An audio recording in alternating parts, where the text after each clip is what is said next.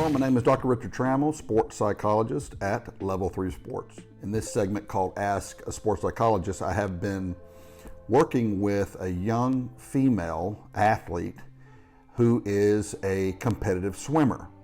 And of course, swimming, women's swimming, is now front page news in the sporting world because of the athlete, Lia Thomas.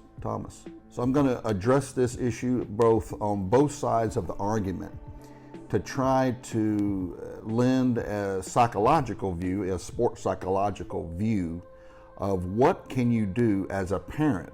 What can you do as a parent, or what can you do as an athlete when you are faced in this type of situation? To lay a little bit of groundwork, Lia Thomas was, or still is, I think, on the University of Pennsylvania's swim team. She was on the team on the male team for, I think, was it 3 years, I think, or maybe 2 years, and then went through hormone therapy for a year, and apparently has transitioned into a female now. According to the NCAA regulations, you have to go through, I think it's a year of therapy, hormone therapy. And the therapy is supposed to increase, I believe, the female hormone and decrease the male hormone. And therefore, the idea is, theoretically, that it would decrease the advantage of a male in the sport, let's say, like in swimming. It would decrease, and it would make the playing field, just everything is the same now.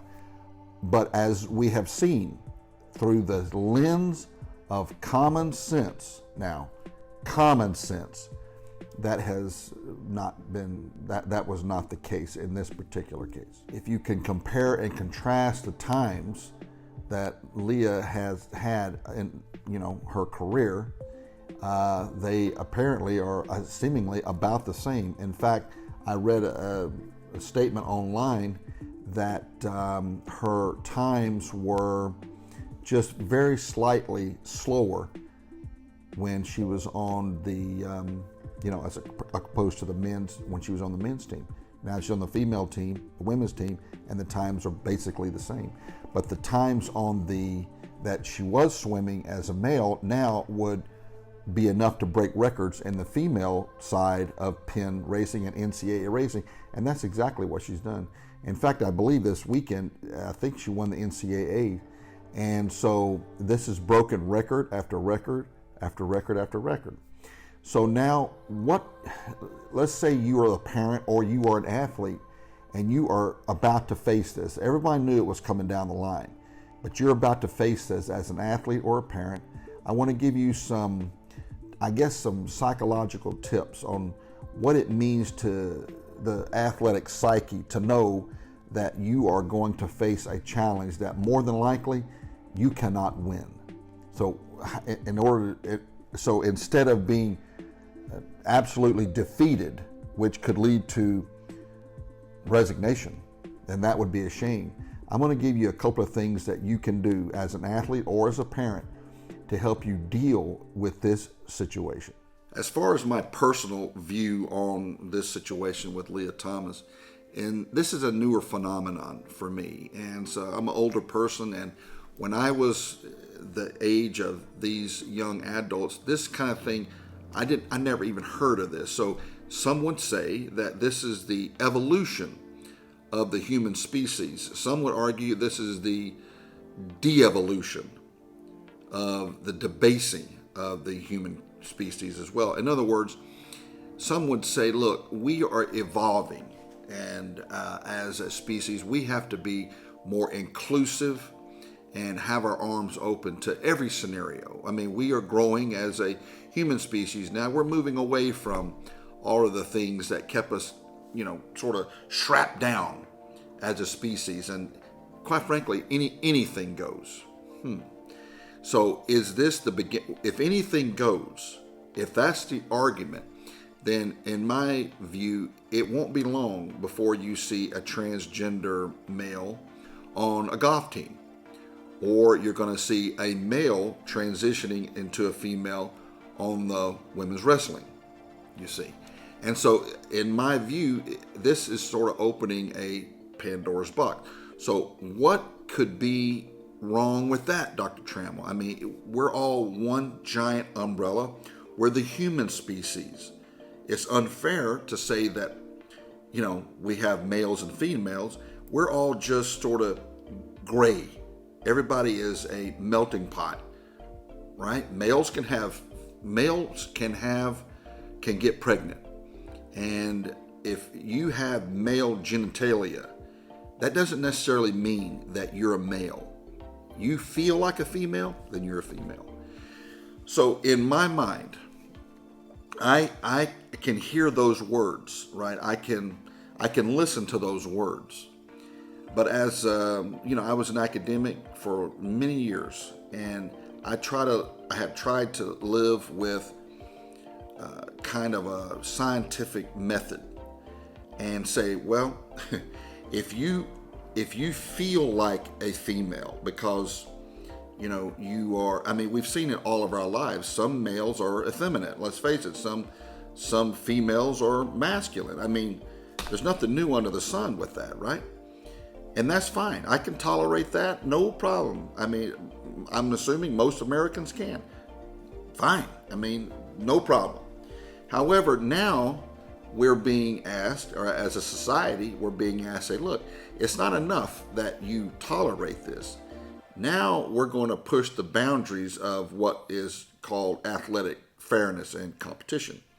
And so if you don't agree with this narrow view that because a person, a human being, has the DNA and the genitalia still intact, that may not necessarily define who that person is. And if you disagree with that, then you're transphobic, right? And so, of course, that word is what everybody is trying to avoid. Certainly in academic, they don't have any courage at all. They can't say anything because if they were to say anything, they lose their tenure and they get fired. They can't do it. We've seen that happen in campuses over the last few years. If a professor says something that goes contrary to the mob, then they can't win. That argument can't win. So it's better just not to say anything. Same thing with the NCAA. They can't say anything against this, right? They can't risk being called these names, right? These so-called names, transphobic, whatever it is you want to call them, because of the fear of the political backlash. There's a lot of money on the line here. Someone making $225,000 sitting in an office somewhere representing the NCAA, they're not going to risk that. But in fact, that if you come out and say these things in public and you represent a university, a college, or the NCAA, you're gone. And so you're at risk of losing your livelihood. And so who can blame them? Who can blame that person, right? They've got a lifetime invested in this career, maybe house, mortgage, who knows? They've got financial responsibility. So, stepping out and saying the things that others have said, that you are not, or you're not a woman, you're a man. And there is a difference between men and women. And because of that, no matter how much hormone you take, you are not a female and you never will be a female. And males cannot have children.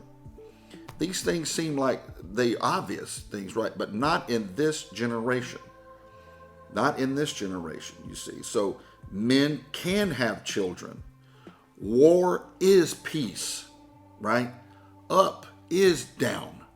And so if you disagree with those tenets, you're not evolved. You're not awake, right? Okay. So I see myself I can understand where Lia Thomas is coming from. I mean, she wants to compete, right? She wants to compete.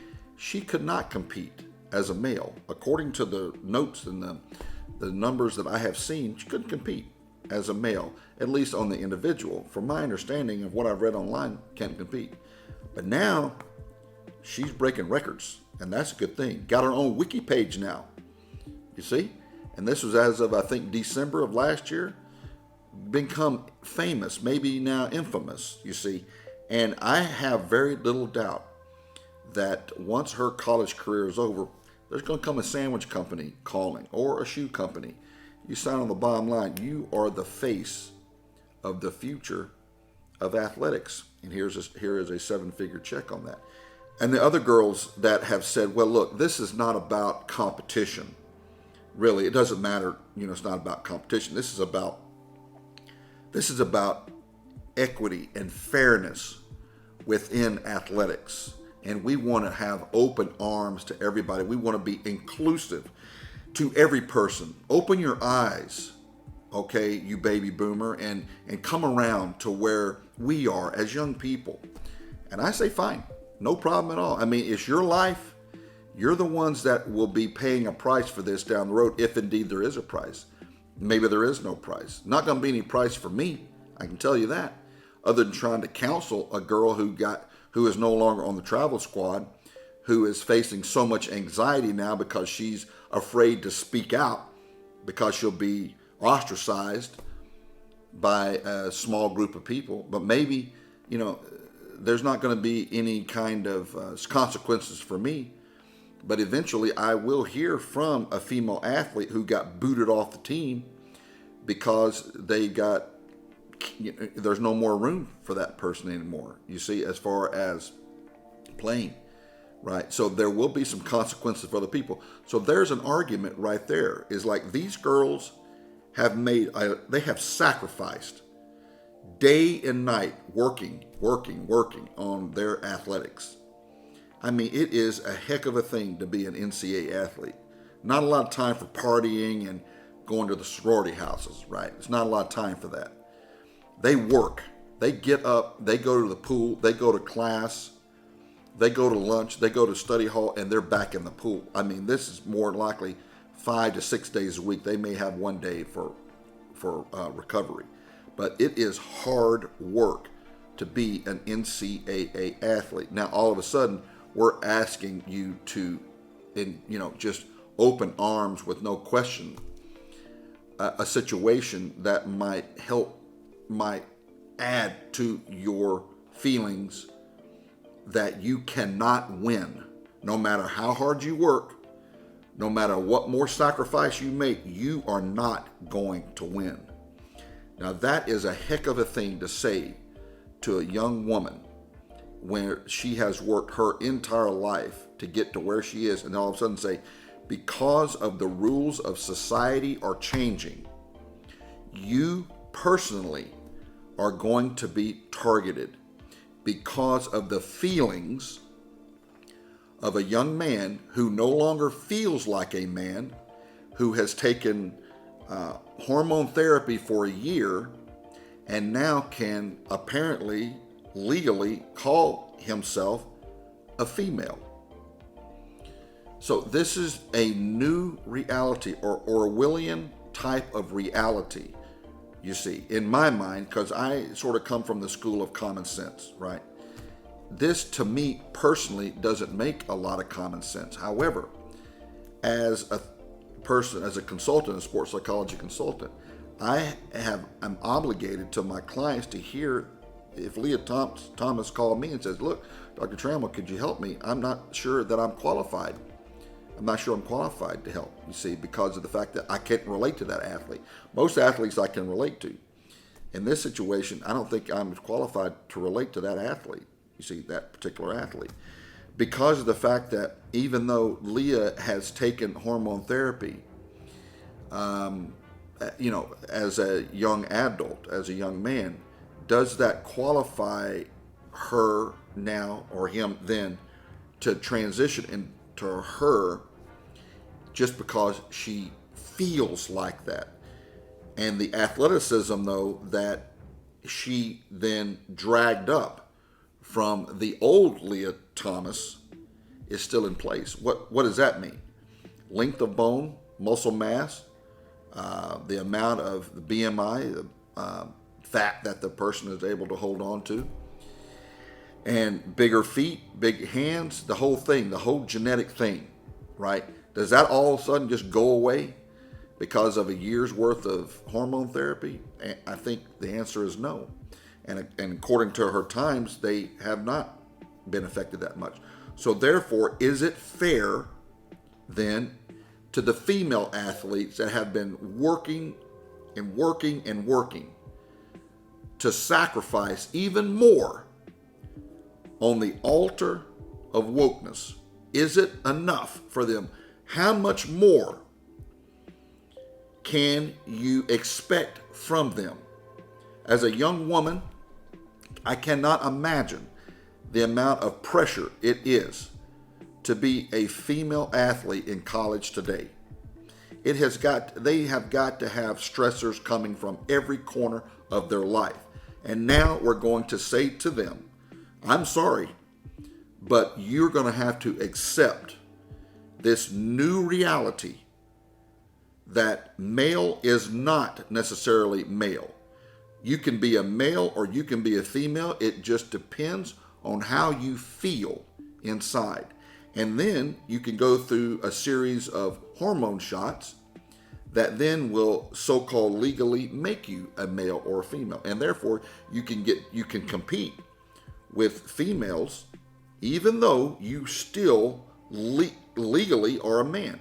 But it doesn't matter, see?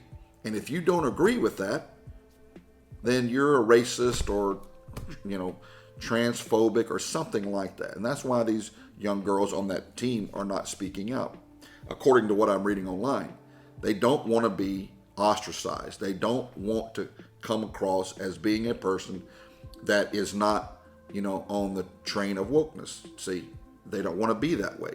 So this is all due to fear. They don't want to stick out as, oh gosh, she's not on board. She's old school. You need to come around, honey. Come around. All right. This is a new reality. We are all moving as a human society. These old, these baby boomers, they'll be dead soon. And then we'll usher in a new society that is money free, and we'll all just live on the land and be all happy, and it'll just be kumbaya. We're looking forward to a bright future where everyone is inclusive. Everybody is included. We have a big enough tent. We're all the same. We're all the same. We're all just human beings. And we want love and equity and fairness in the world. That's what we want. Nobody is struggling. We just want happiness. This is what we want. To me, if you allow a genetic male to compete against females, like in swimming or in golf, it's not fair to the females, because apparently the things that are done to try to diminish the genetics of a male didn't work. Maybe if you were to do some kind of a surgery or something. I don't know enough about the science, quite frankly. All I know is what am I seeing as a sports psychology consultant? What am I seeing here in the minds, based on the things I'm reading online? What am I observing on the females that are not saying anything because they're afraid to speak out? What about them? They are voiceless. They're writing letters and anonymously because they don't want to be targeted by the mob. So now you are powerless in this situation. If you choose to stay within the system, you are powerless. So now I'm going to talk to you now, parents and athletes that are caught in this system. What are some psychological strategies that you can do in order to continue to, in order for you to continue to achieve your goals, your personal goals? What can you do? So let me give that to you right now. So let's say you have a Lia Thomas that is coming on your team, okay? Whether it's going to be golf, which seems to me is going to be inevitable now, or swimming, or whatever it is, all right? So instead of resignation, all right, resignation means you're going to quit because you know you can't compete. You have a couple of different options there. It would have to come together as a team. I have read this online too, and it'll never work. And a lot of people have said this on these chat rooms and stuff or the leaving a comment, is that the whole team should just boycott the game or the competition. That's not going to happen, because that would require solidarity among everybody, and that just simply is not going to happen. And plus, they may lose their scholarship. If they don't compete, then so that option of just don't compete, just everybody boycott, it's not going to happen. Yeah, by the time you got everybody together, the season is over. So in my mind, that option is out. However, another option is you do your own thing.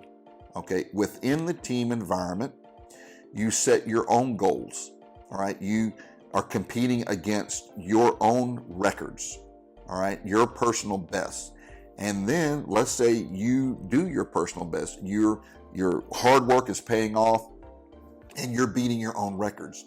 So as an athlete, you recognize that and then reward yourself with something. As a parent, let's say that your daughter is up against Lia and Lia breaks the world record or collegiate record, and that's fine, good for her. But your daughter made her personal best and she came in second place. You give your daughter a first place trophy or medal or something, and you put it all over social media. She's the winner. She is the winner, right? So psychologically, the work has not diminished. It paid off. And that goes for the person that came in third and fourth. You make that person the second and the third place winner. And because of the fact that it tells the athlete you are functioning within an unfair system. You are functioning very well within an unfair system, and they have to be rewarded or they have to be acknowledged. It's not fair to the young girls or the young women that other people have fought for decades to get the equal rights for women in athletic sports. And now here are men coming over and saying, I don't feel like a man. I just don't, all my life I have just felt, odd in my own skin. Okay, well, that's fine. I've got friends that feel that way, you see? But I'm not going to just lay down and say, well, because you don't feel that way, now you can go from the men's golf team to the women's golf team, because there is an advantage, strength and club head speed from males to females. There is that advantage. And say, but because you feel feminine and you don't feel comfortable in your own skin, then you get to compete against the females. See, biology is not biology. A man is not a man. A woman is not a woman. We're all the same. If you don't understand that, then obviously you don't understand the evolution of the human species. Boomer, you don't get it. So I would simply say to that person who was saying that to me, okay, that's fine. And that would be the end of the conversation. There would be no need for me to continue to, try to argue with them. Just say, that's fine. If that's how you feel, that's how you feel. That's fine. But don't try to influence me by force. You know what I mean? Don't try to, try to punish me because I don't agree with your assessment here. You are free to think whatever you want to think, and that is fine. Me and you can be friends. But don't try to hurt me because I'm not as what you think is intelligent as you. I'm not as evolved as you. I may be a Neanderthal compared to you in your view, because I don't feel like a man can be a woman biologically. I don't think that's possible, even though they may have gone through years of hormone. If you did a chromosome test on that person, you know what's going to come up there. So that's how I look at it. That's my personal view on this situation. But I'm not going to judge anybody. I mean, am I going to support that person? I'm not sure I could, because of the unfairness that would be heaped upon the girls or the female athletes. So I'm not sure. But I just wanted to make this little presentation to give you some strategies on how to cope in this situation. So hopefully that makes some sense to you, to most of you out there. And if not, well, we can still be friends. But my specialty is performance anxiety and how to equip an athlete to overcome the many stressors in their athletic life, including the one that we're seeing playing out in front of us right now. So thanks again for watching. My name is Dr. Richard Trammel, sports psychologist with Level 3 Sports.